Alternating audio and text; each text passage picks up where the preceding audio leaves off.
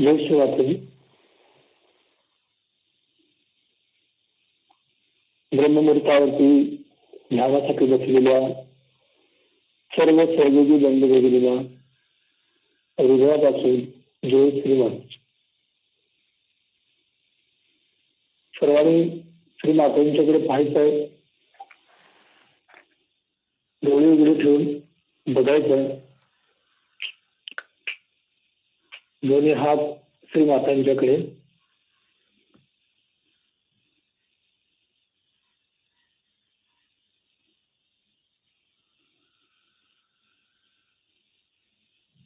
हळूहळू आपले विचार कमी होतात का बघायचे, कमी करण्याचा प्रयत्न करायचा.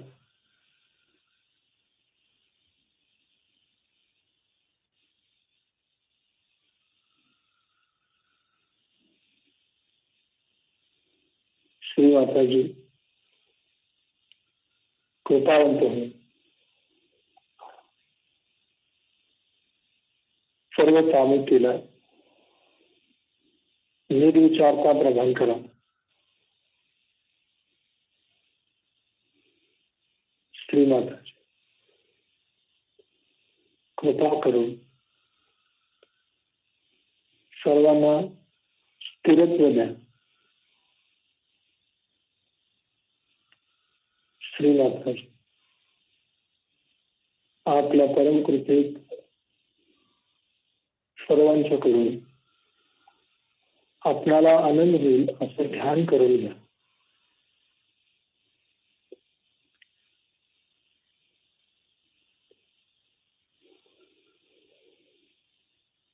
दीर्घ श्वास घ्यायचा, सोडायचा. दीर्घ श्वास घ्यायचा, सोडायचा.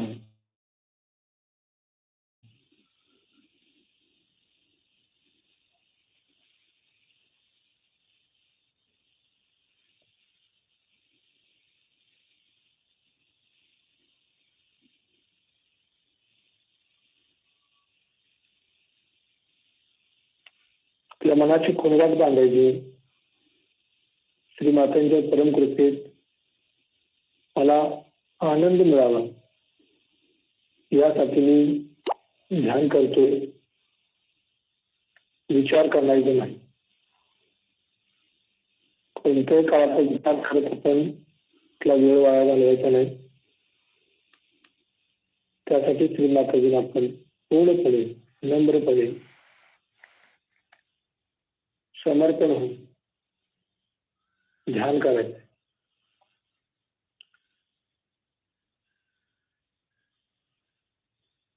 एकदा डोळे मिटले की पुन्हा डोळे उघडायचे नाही.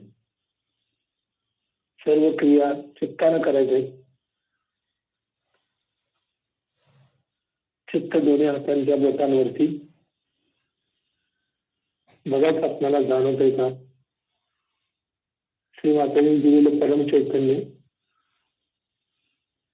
आपल्याला जाणवतंय का बघा.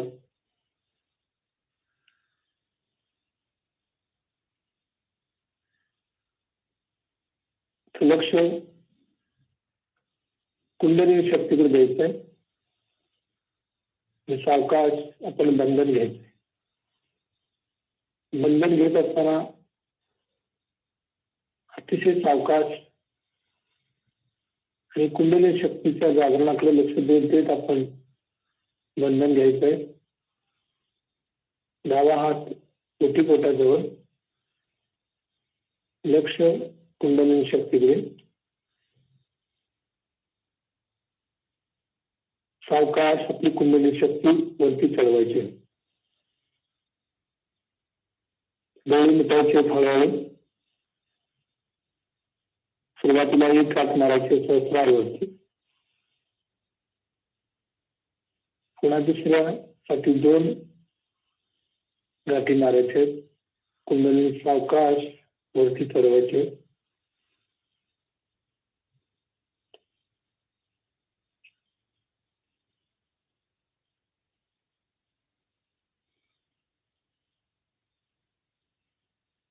तिसऱ्या वेळेसाठी आपण सावकाश कुंडलीवर चढवून 3 गाठी मारायचे.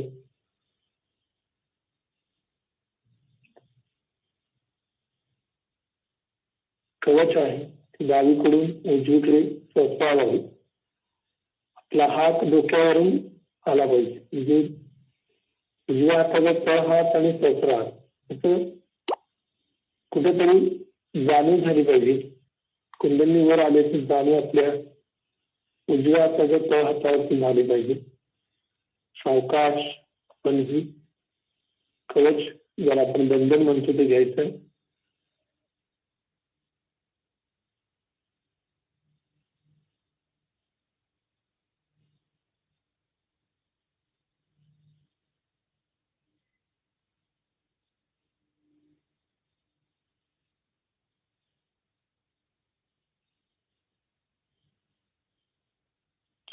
दोन्ही हात श्रीमातांच्याकडे.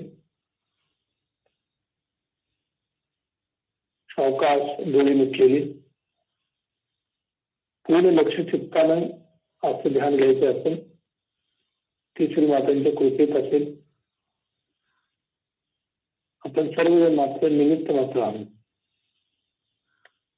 लक्ष मूलाधार चक्रावरती.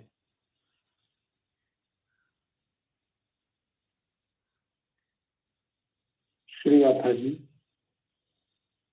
कृपावंत होऊन श्री गणेश स्वरूपात आम्हा सर्वांच्या मूलाधार चक्रावरती विराजमान व्हा व श्री गणेशांचे सर्व गुण आम्हाला प्रदान करा. श्रीमाताजी कृपावंत होऊन मूलाधार चक्रावरील सर्व दोष नष्ट करा. आम्हा सर्व सामित्यच मूलाधार चक्र स्वच्छ, शुद्ध आणि पवित्र करा. श्रीमाता आपण साक्षात श्री गणेश जे आहात, कृपा करून श्री गणेशांसारखं आमच्याकडून ध्यान व भक्ती करून घ्या.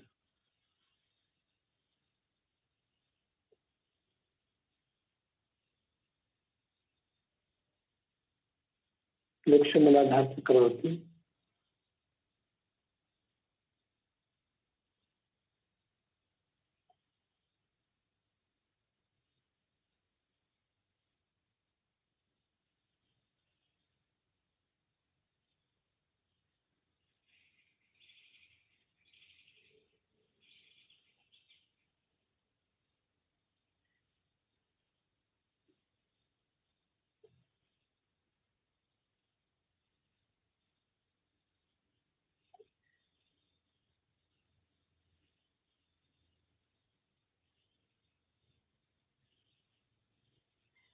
त्यानंतर आपलं चित्त त्रिकोणी आस्तीमध्ये घेऊन जायचं. पाठीचा शेवटचा मणका जे पवित्र हाड आपल्याला दिलेलं आहे त्या ठिकाणी साक्षात श्री गौरी माता, कुंडलिनी माता जे दृष्ट आहेत त्यांना श्री गणेशांच्याकडून आव्हान करायचं आणि त्यांना वरच्या षडचक्रांना भेदन करून आकाश तत्वाशी असणाऱ्या कुंडलिनी शक्तीला एकाकार होण्यासाठी विनंती करायची. लक्ष आपलं चित्त त्रिकोणी आस्तीमध्ये. श्रीमाताजी आपण साक्षात श्री कुंडलिनी शक्ती आहात. आपण साक्षात श्री गौरी माता आहात.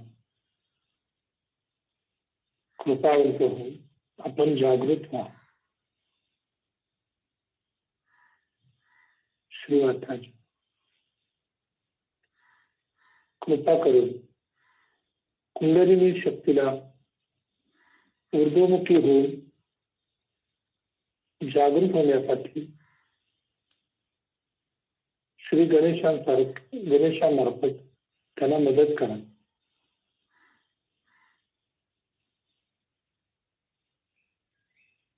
हे कुंडलिनी माते, आम्हा सर्वांचा नमस्कार स्वीकार करा. कृपावंत हो, आपण जागृत व्हा.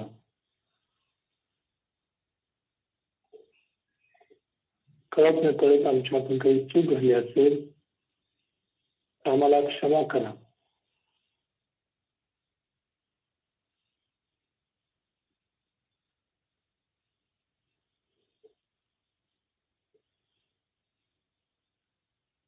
श्री गणेशजी, कृपा करून आदिशक्ती गौरी मातेला आपण जागृत होण्यासाठी विनंती करा.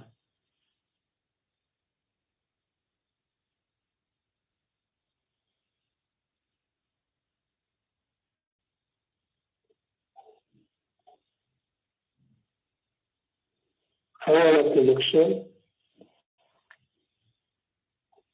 मध्य स्वाधिष्ठान चक्रावरती आले.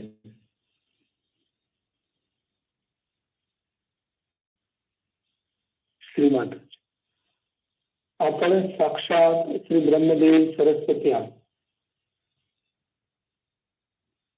आपल्या परमकृपे आम्हाला शुद्ध इच्छाशक्ती व शुद्ध क्रियाशक्ती प्रदान करा. सामूहिकेकडे आमचं उत्तम पद्धतीने ध्यान करून घ्या. श्रीमाता, आपण साक्षात श्री ब्रह्मदेव सरस्वती आहात. कृपा करून स्वाधिष्ठान शक्ती केंद्रावरील सर्व जडत्व, सर्व भरकाच्या बाधा, अशुद्ध इच्छा नष्ट करा.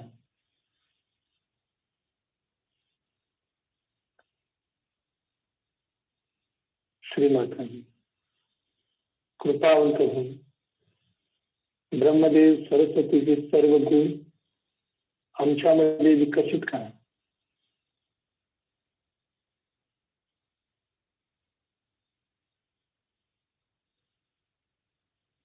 चित्त आपलं स्वाधिष्ठान शक्ती केंद्रावर.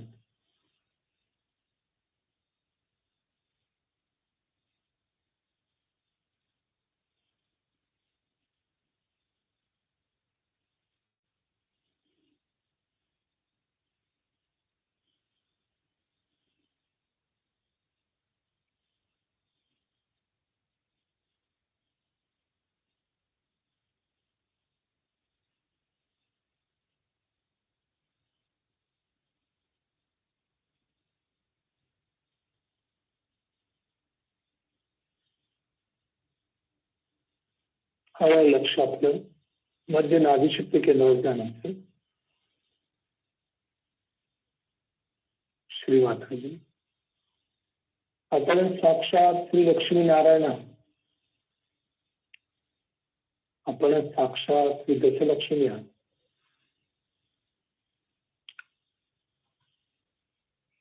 कृपावंत होऊन आमच्या नाभी चक्रावर साक्षात श्री लक्ष्मी नारायण स्वरूपात आपण स्थित व्हा. श्रीमाता, आपल्या परम कृपे आम्हाला समाधानी बनवा. नाभी चक्रावरील सर्व दोष नष्ट करा. आम्हाला संतुलन द्या, स्थिरत्व द्या. श्री लक्ष्मी नारायणाचे सर्व गुण आमच्यामध्ये विकसित करा.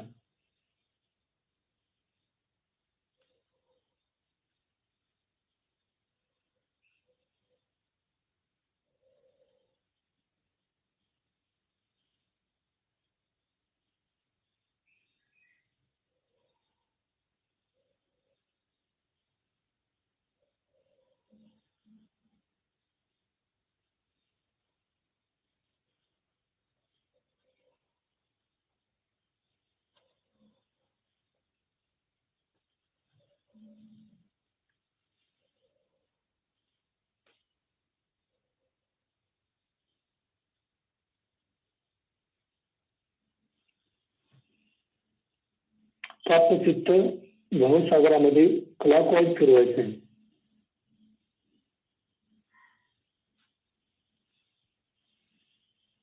श्रीमाताजी, आपण साक्षात श्री आदिवीर दत्तात्रेय आहात. या विश्वातील सर्व गुरूंच्या गुरुमाता आहात. आपल्या परम कृपेत आपण साक्षात श्री यादगिरी दत्तात्रय स्वरूपात आमच्या भवसागरामध्ये स्थित राहा. श्री माताजी, भवसागरातील सर्व दोष नष्ट करून आमचं भवसागर शक्ती केंद्र स्वच्छ, शुद्ध आणि पवित्र बनवा. श्री माताजी, आपल्या परम कृपेत आम्हाला धार्मिक बनवा. आमचं गुरुतत्व बळकट करा. आमच्याकडून धर्माचं कार्य घडवून द्या.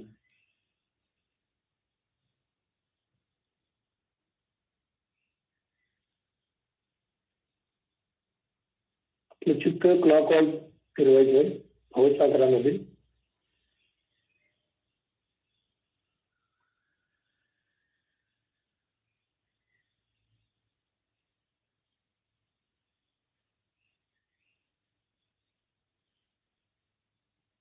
श्री माताजी, आपल्या परम कृपेत पंचमहाभूतत्व स्थिर करा, शांत करा.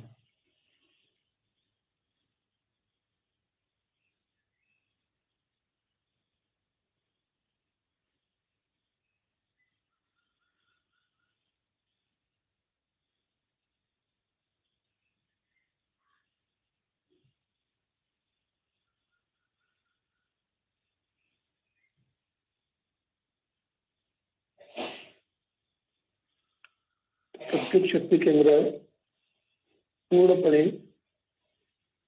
श्रीमातांच्या कृपेत स्वच्छ, सुंदर आणि पवित्र झालेला असेल. त्याची जाणीव आपल्याला दोन्ही हातांच्या बोटावरती होते. बघायचं आपण मूलाधार, अधिष्ठान, नाभी, भवसागर, दोन्ही हातांवरती परम चैतन्याच्या द्वारे ही शक्ती केंद्र पूर्णपणे स्वच्छ झालेली आहे. याची अनुभूती आपल्याला दोन्ही हातांच्या बोटांवरती जाणवते. बघा,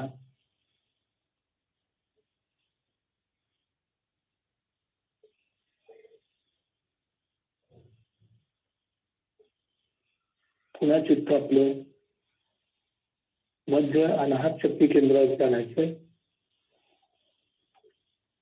श्री माताजी, आपण साक्षात श्री जगदंबा आहात.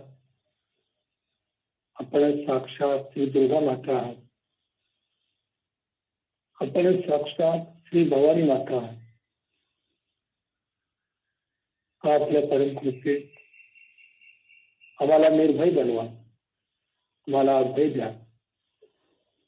श्री माताजी, आपल्याबद्दल सहजोगाने आमच्यामध्ये आत्मविश्वास वाढीत लावा. श्री माता, आपण पूर्ण आदिशक्ती स्वरूप आहात. याबाबत आमच्या मनात कधीही शंका येऊ देऊ नका. श्री माता, कृपावंत होऊन आपण शक्ती स्वरूप आहात. मध्य अनाहत शक्ती केंद्रावरती स्थिर व्हा, जागृत व्हा. आपल्या परम कृपेत सामूहिक सर्वांचं अनाहत शक्ती केंद्र स्वच्छ करा, शुद्ध करा, पवित्र. श्रीनाथ, आपण साक्षात श्री सदाशिवा, कृपा करून आमचे आत्मतत्व जागृत करा. श्रीवाक, आपण साक्षात श्री प्रभू रामचंद्र जी, कृपा करून आम्हाला सहयोगाच्या मर्यादित ठेवा.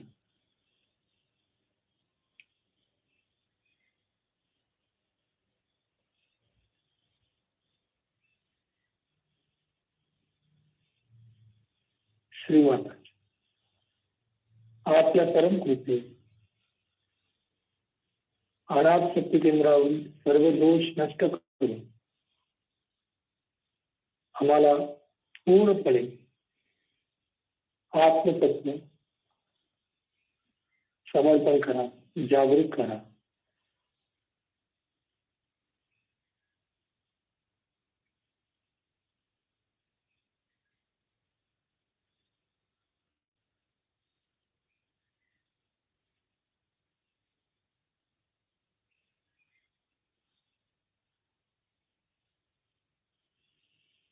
मनातल्या मनात आपण 12 वेळा जगदंब जगदंब जगदंब असं म्हणायचं मनातल्या मनात.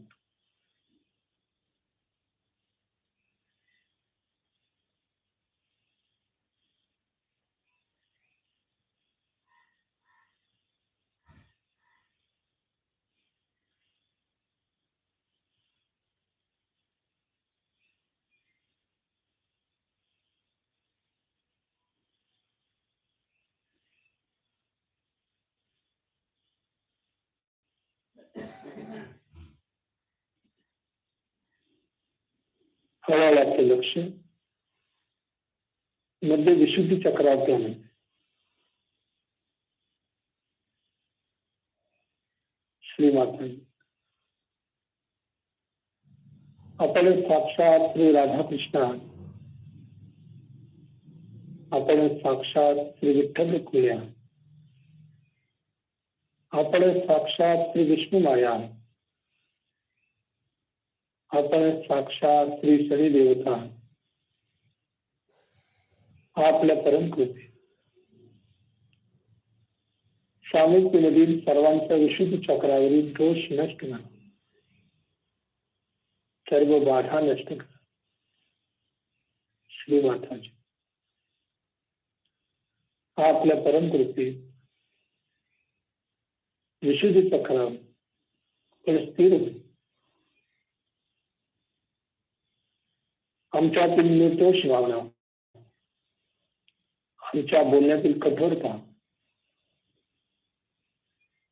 आमच्यातला कमी होणारा साक्षी भाव सगळा दूर करून आम्हाला श्री राधाकृष्णांचे सर्व गुण समर्पण करा, प्रदान करा. श्रीमाता आपल्या परम कृपे आम्हाला साक्षी स्वरूप झाले.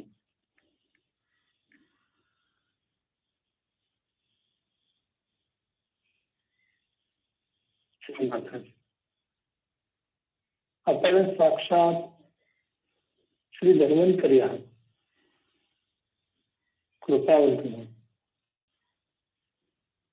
सर्व सहयोगी बंधूंचे आरोग्य उत्तम राहू द्या. श्रीमाता आपण साक्षात श्री विठ्ठल रुक्मिणी आहात. कृपा करून आमच्या बोलण्यामध्ये मधुरता, गोडवा उत्पन्न करा.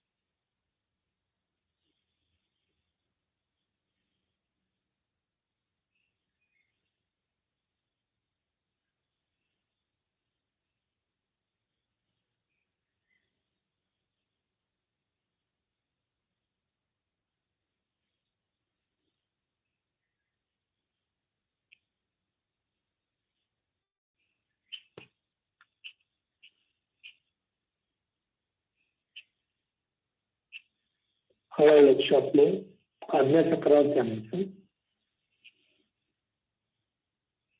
श्रीमाता आपण साक्षात श्री येशू गणेश जे आहात. आपण साक्षात श्री महावीर हा बुद्ध. आपण साक्षात श्री महागणेश आहात.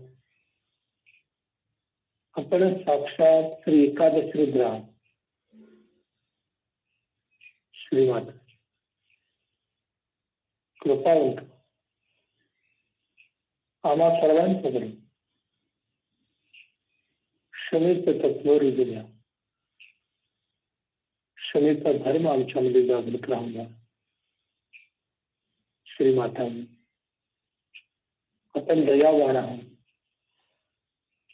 आपण दयेचं सागर आहात. आपण सुद्धा शांतीचं सागर आहात. कृपावंत होऊन आमच्यातील अहंकार प्रतिअहंकार नष्ट होऊन आम्हाला विनम्र विनयशील बनवून श्रीमाता आपल्या परमकृपेत आम्हा सर्वांना क्षमाशील बनवून आमच्या मनात असणारा क्रोध राग नष्ट होईल. श्रीमाता आपल्या परमकृपेत आम्ही सर्वांना क्षमा केली आहे. कृपा करून आपण आम्हाला क्षमा करावी.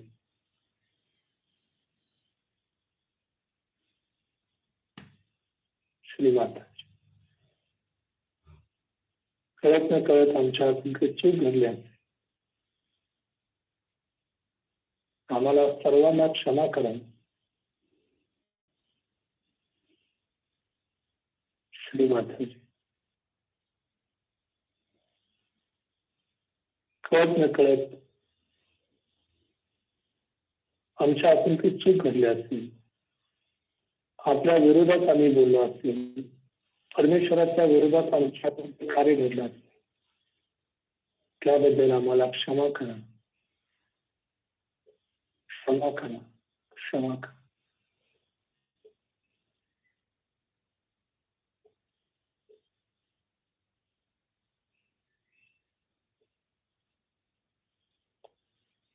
हळूहळू लक्ष आपल्या सहस्रार चक्रावरती न्यायचं.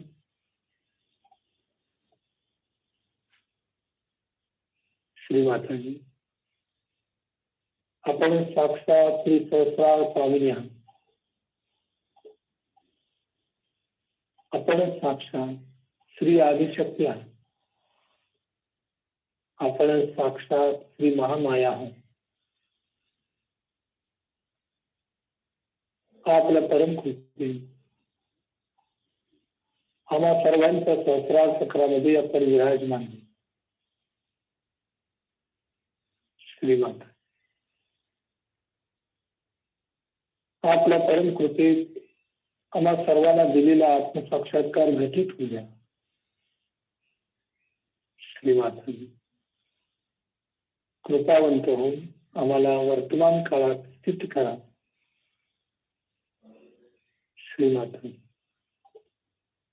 आपल्या परमकृपेत निराकार स्वरूपातील परमेश्वराची जाणीव आम्हाला होऊ द्या. श्रीमाता कृपावंत होऊन स्वामींमधील सर्वांना आत्मसाक्षात्कार प्रदान करा. पूर्ण लक्ष आपल्या सहस्रार चक्रावरती.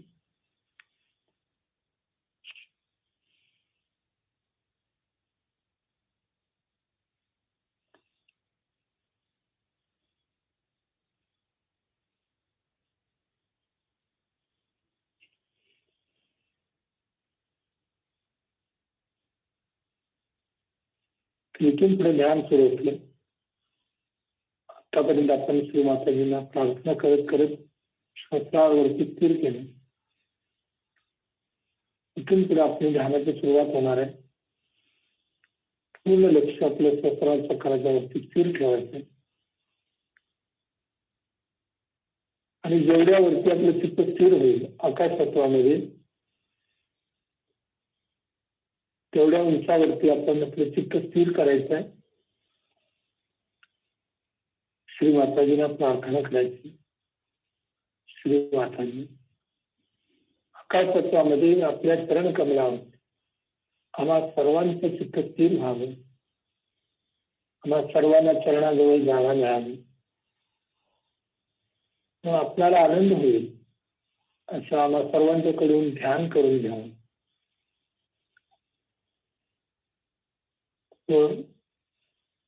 आपल्या अमृतवाणीद्वारे आम्हाला मार्गदर्शन करावं.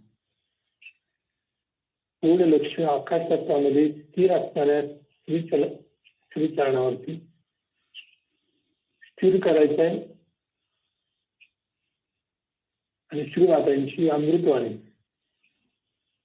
10 ते 15 मिनिट, 15 ते 20 मिनिट जास्त आपण श्रवण करायचंय.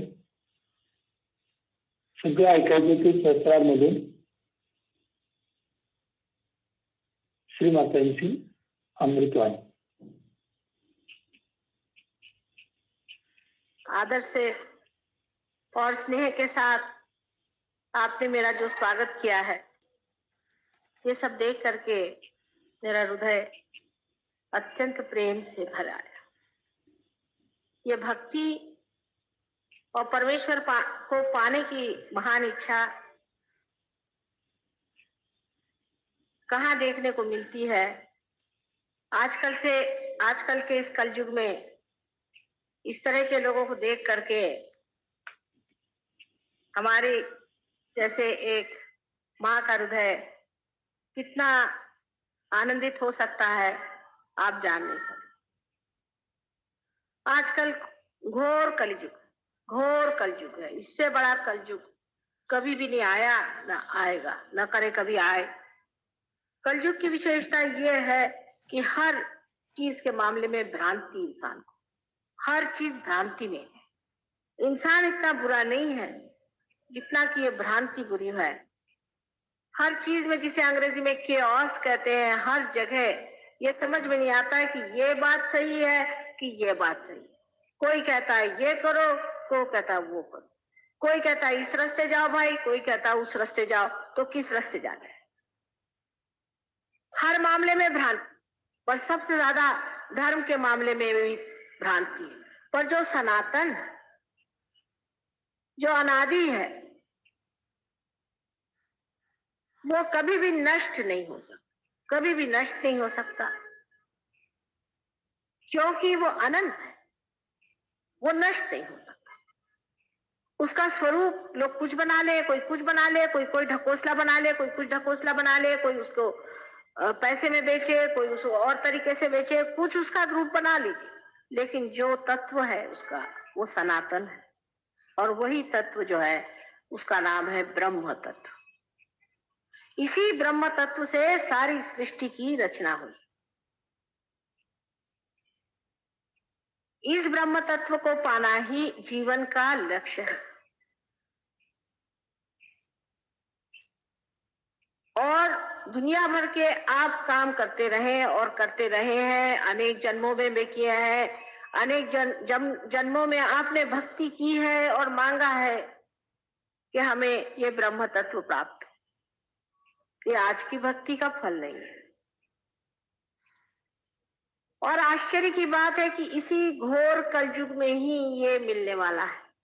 ये बहुत आख्यायिकाओं में लिखा था, लेकिन नल दमयंती पुराण अगर आप पढ़ें तो उसमें बहुत साफ तरीके से लिखा है कि इसी घोर कलयुग में, जबकि इंसान बिल्कुल दलदल में फंस जाएगा, तभी ये चीज मिलेगी. इसका मतलब कभी भी ये नहीं कि जो पहले हो चुके हैं, जो दृष्टा थे, जो साधु संत हो गए, जो गुरु हो गए, सदगुरु हो गए, और जो कुछ भी हमारे वेद और पुराणों में लिखा है वो झूठ है. एक शब्द भी झूठ नहीं. और झगड़ा लेकर के लोग बैठते हैं और बातें करते हैं कि वेद में ये लिखा है और पुराण में लिखा है, तो दोनों का मेल कैसा बैठे. ये झगड़े बहुत चलते हैं, इसीलिए कोई सनातन बनता है, कोई कुछ बनता है.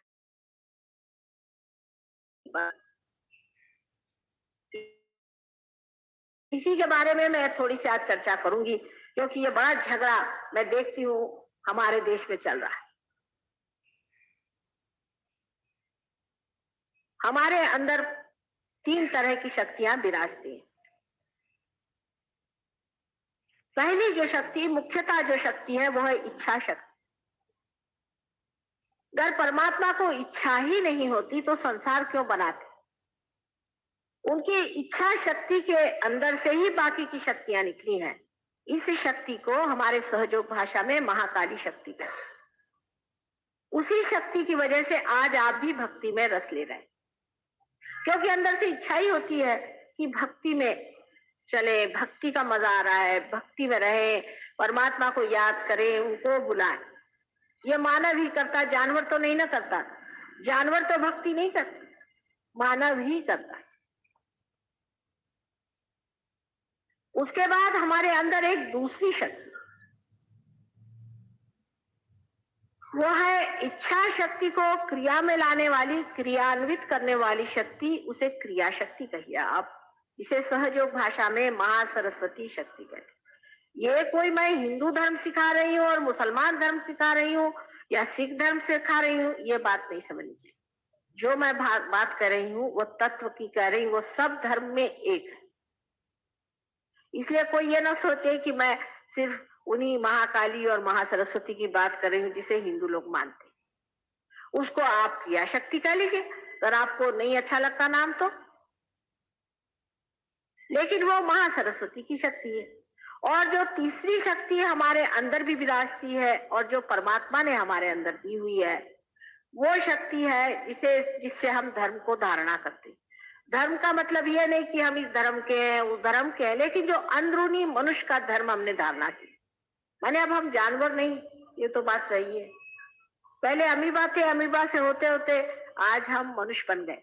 और ये जो हम मनुष्य बने हैं, इसमें इसके 10 धर्म हैं। और ये 10 धर्म हमारे अंदर बसते हैं। इसको अगर हमने जोड़ के नहीं रखा, संजोया नहीं, तो हम धर्म से च्युत हो जाते हैं, गिर जाते हैं। इसका ये मतलब नहीं है कि आप कोई पठन करें या कुछ करें या लेक्चर सुने। इसका मतलब है धर्म में आप स्थित रहे। जैसे कि एक सोने का धर्म है कि उसका रंग खराब नहीं होता, जैसे कि एक कार्बन का है कि उसके अंदर 4 वैलेंसीज होती है। उसी प्रकार मानव का धर्म है, उसके अंदर 10 धर्म है।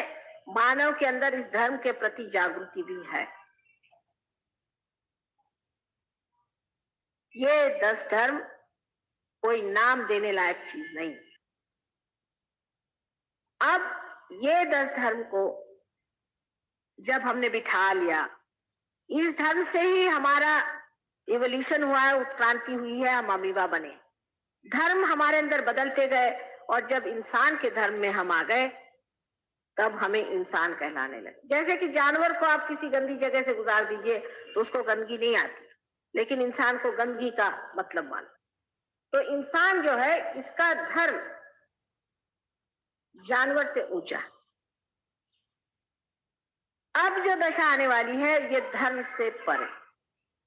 अब आपको कोई धर्म का पालन नहीं करना पड़ेगा, आप हो ही जाएंगे धर्मातीत इसे कहते हैं। अब इसी तरह से ये 3 गुण हमारे अंदर है।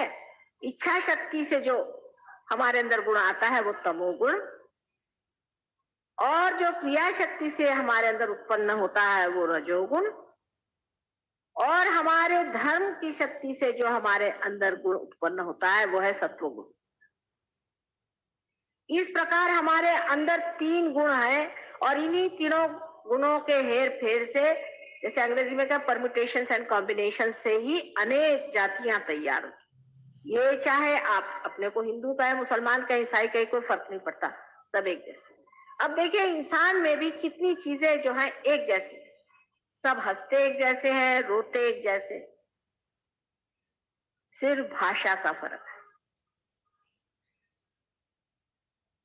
सिर्फ भाषा का फर्क है। इस वजह से हम समझ नहीं पाते कि सारी सृष्टि चराचर में जो एक ही ब्रह्म तत्व रहता है, वही ब्रह्म तत्व जो है उसकी ही भाषा अनेक हो जाती है। माने प्याले अलग हो गए, लेकिन उसके अंदर जो अमृत है वो सब जगह एक ही।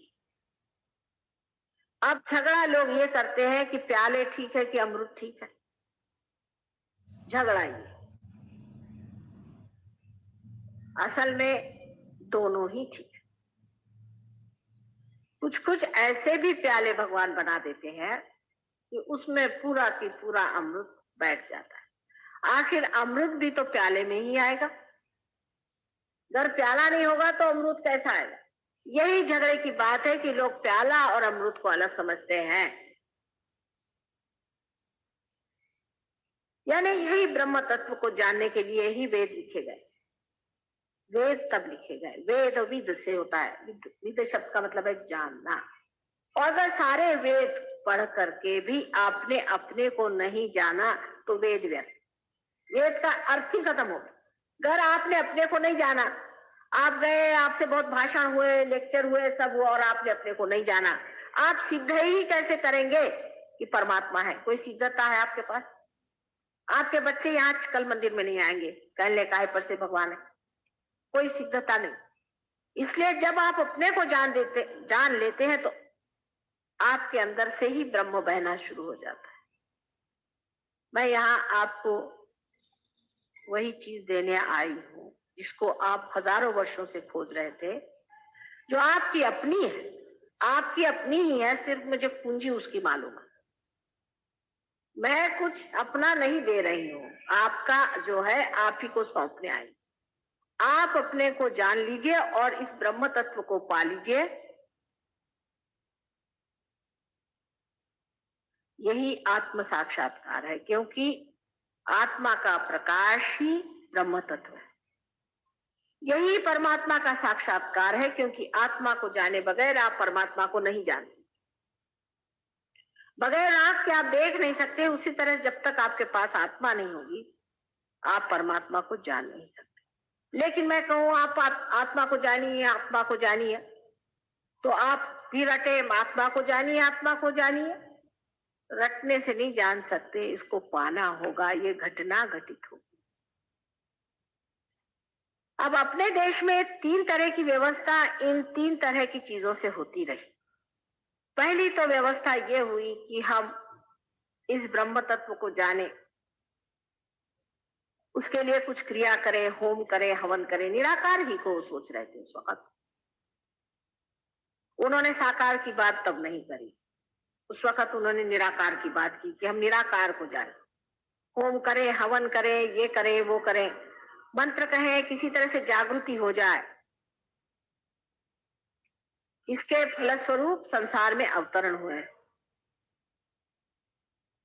जब आपने अमृत को माना, जो कि निराकार है, वो साकार होकर संसार में आया, उसको आना ही पड़ेगा। अगर साकार नहीं आएगा तो आप कैसे जानिएगा? जैसे कि एक दीप की लौ आप देखिए, दिखने को उसमें आकार है वैसे, लेकिन सब दूर फैली हुई। उसी प्रकार निराकार साकार नहीं होगा तो आप निराकार को जान ही नहीं सकते। इसीलिए संसार में अनेक अवतरण हुए, उसमें से श्री विष्णु जी के अवतरण हुए। उसकी वजह है कि श्री विष्णु जी यही हमारे अंदर धर्म की संस्थापना करते हैं और हमारा उत्क्रांति का मार्ग बनाते हैं, इसलिए विष्णु जी के साथ। इसका मतलब कभी भी नहीं कि शिव जी का कोई महत्व नहीं। बहुत से लोग हैं भाई हम विष्णु जी को मानते हैं, शिव जी को नहीं मानते। ये तो ऐसा ही हुआ कि हम अपनी नाक को मानते और आंख को नहीं मानते, जब एक ही शरीर के अंग प्रत्यंग वो है। समझ लीजिए विराट जो श्री विष्णु का सबसे बड़ा स्वरूप है, उसके अंदर अगर उनका हृदय है तो उसमें शिव जी बसे हुए। और ब्रह्मदेव जो है वो उनकी क्रिया शक्ति को संभाले हुए। उन्होंने क्रिया करके सारी सृष्टि रची, सुंदरता से सब कुछ बनाया। पंच महाभूतों को लेकर के उन्होंने सारी सृष्टि को बनाया। और जब लोगों ने इस पंच महाभूतों की ही सोचा कि इनकी सेवा करने से या इनको जागरूक करने से हम परमात्मा को जाने, तब वो साक्षात परमात्मा के जो विष्णु स्वरूप जो अंग है, कहना चाहिए विष्णु स्वरूप जो उनके अवतरण है, वो हुए संसार में। आप जानते हैं कि दशावतार हुए, अब हुए कि नहीं हुए इसकी सिद्धता देने के लिए हम आए इस संसार। क्योंकि किसी ने बता दिया इसलिए आपने विश्वास कर लिया। लेकिन ये 10 अवतरण हुए हैं और इन्हीं अवतरणों के सहारे ही हमारी उत्क्रांति हुई। माने पहले सब लोग मछलियों में थे, सब समुद्र में ही पहले जीव धारणा हुई है, सब लोग कहते हैं। और उसके बाद कुछ मछलियां बाहर की ओर चली आई। उन मछलियों को पहले बाहर लाने वाला मत्स्य अवतार हुआ, वो श्री विष्णु का स्वरूप था। उसके बाद आप जानते हैं कि वो 10 रूप में आते रहे। ये अगुवाई करने के जो कार्य है वो परमात्मा को ही करना पड़ा। ये परमात्मा का कार्य, इसे मनुष्य नहीं कर सकता या एक मछली नहीं कर सकती।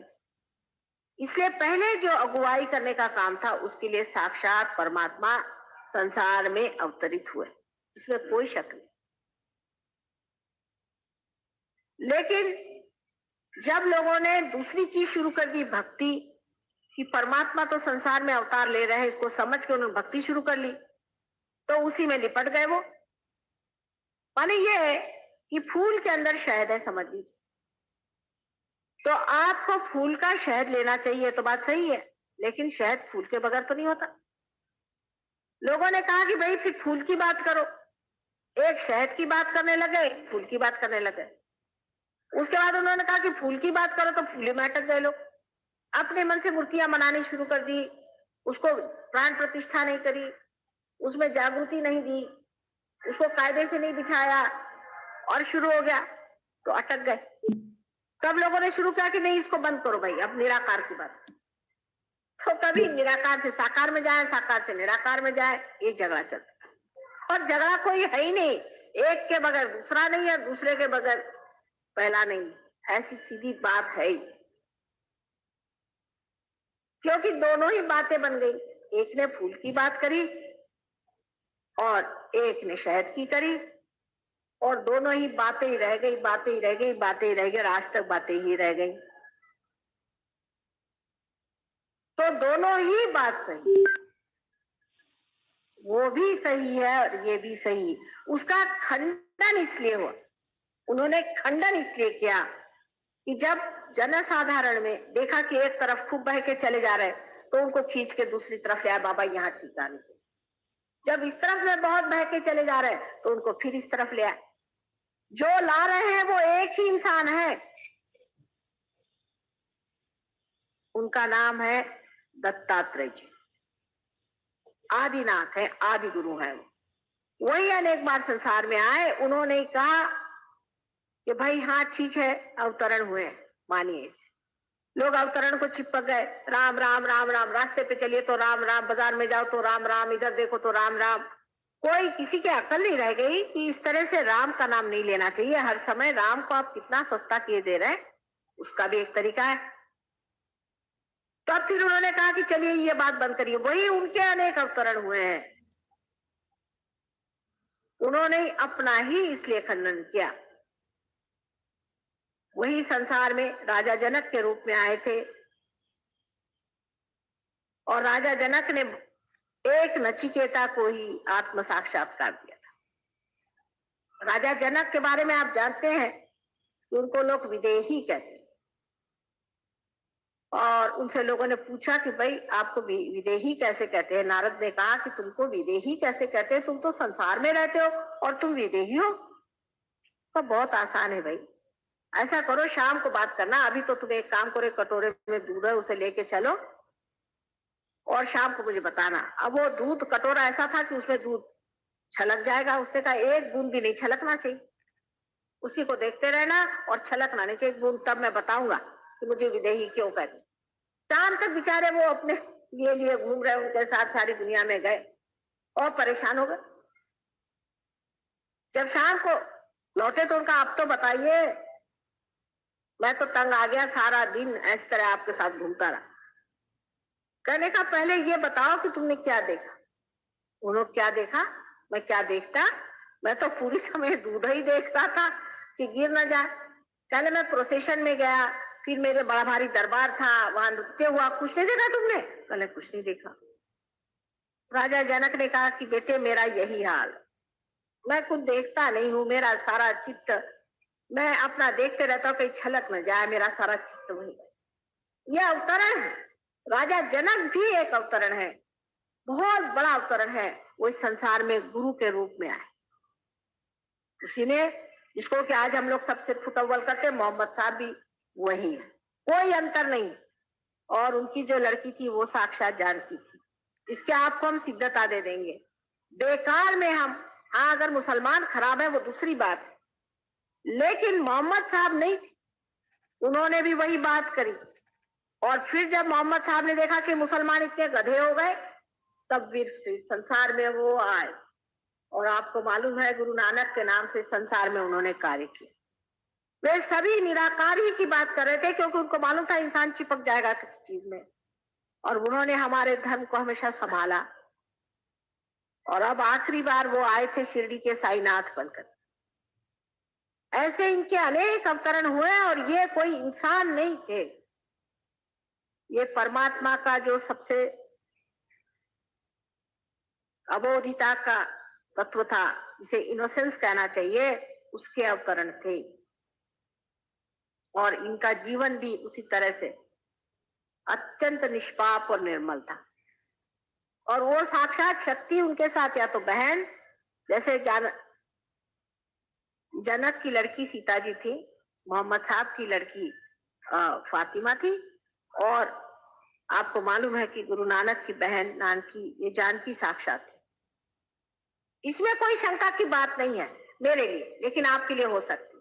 लेकिन इसको मैं सिद्ध कर सकती हूँ, क्योंकि जब तक आपके आंख नहीं आती आप इसको नहीं मान सकते। ठीक है, लेकिन आपको आंख देने पर तो आपको मानना ही पड़ेगा कि सफेद सफेद है, झूठ झूठ है। तो किस बात का झगड़ा है फिर? ये तो अंधेरे में लोग आपस में मार रहे हैं। एक बार आंख खुलने पर मैं बताती हूँ आपसे, आप सारे संसार की जो ये सबसे बड़ी माया है, इसको पहचान लेंगे। ये सब लोग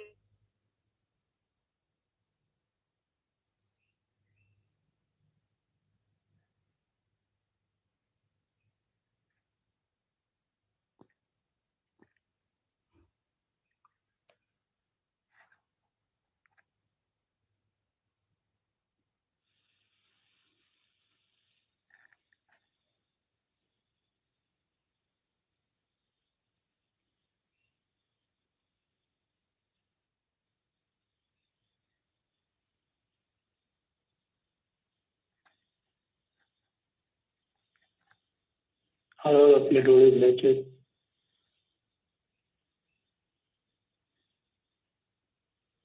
श्री माताजीला पाहायचं.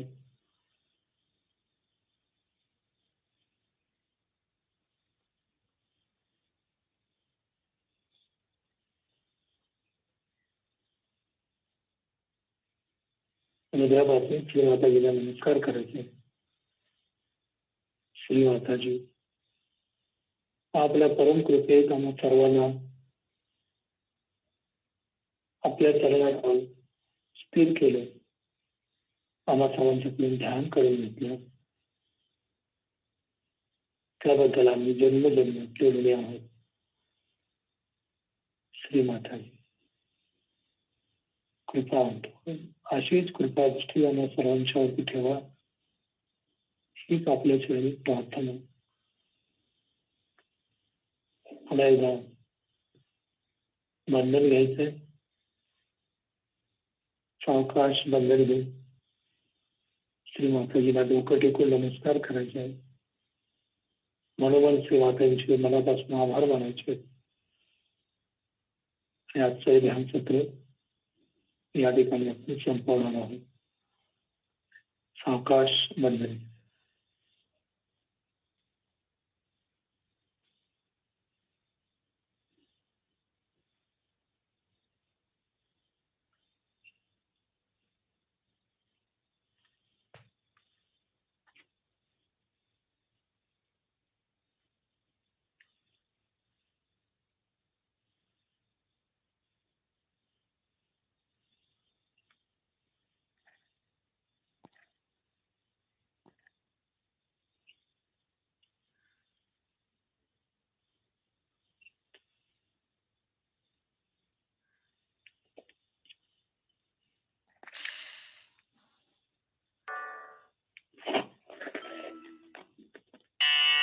दर पे तेरे जो। जय श्री माता जी। निर्मल जय श्री माता जी. पान आज नंबर दिवसभर आपण 79 भजन आहे हे निर्मल मा. मातांचे स्मरण करून दिवसभर आपण निर्विचार आहोत राहण्याचा प्रयत्न करूया. आज संकष्टी आहे. श्री माताजींचे दिवसभर श्री गणेश स्वरूपात आपण ध्यान करूया.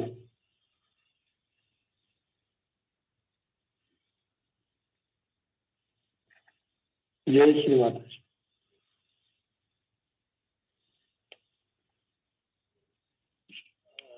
हे निर्मल माँ तेरा प्यार मोक्ष का आनंद है माँ. तेरा प्यार मोक्ष का आनंद है माँ. हे निर्मल माँ, हे निर्मल माँ तेरा प्यार मोक्ष का आनंद है माँ. तेरा प्यार मोक्ष का आनंद है माँ. तू स्वर्ग की देवी ये संगीत तुझसे हर शब्द तेरा हर गीत तुझसे.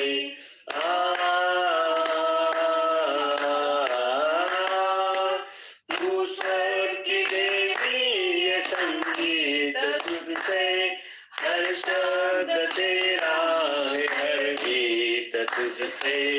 हम पास सहजते तेरी कृपा से. हम पास सहजते तेरी कृपा से. निर्मल विद्या का वरदान देना. हे निर्मल माँ, हे निर्मल माँ तेरा प्यार मोक्ष का आनंद है माँ. तेरा प्यार मोक्ष का आनंद है माँ. देवियों ने समझी मुनियों ने जानी चैतन्य की भाषा पुराणों की कहानी.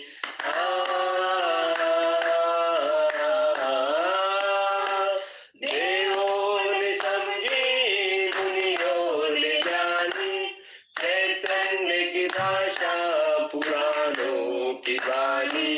साधक ये समझे मानव ये जाने.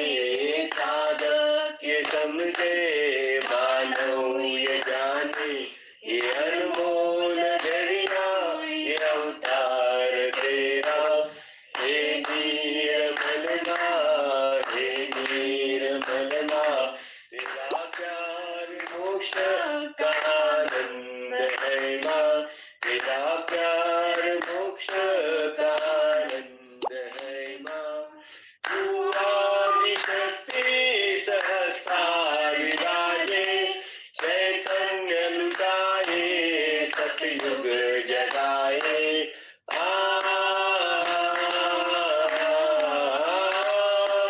तू आदिशक्ति सहस्रार विराजे.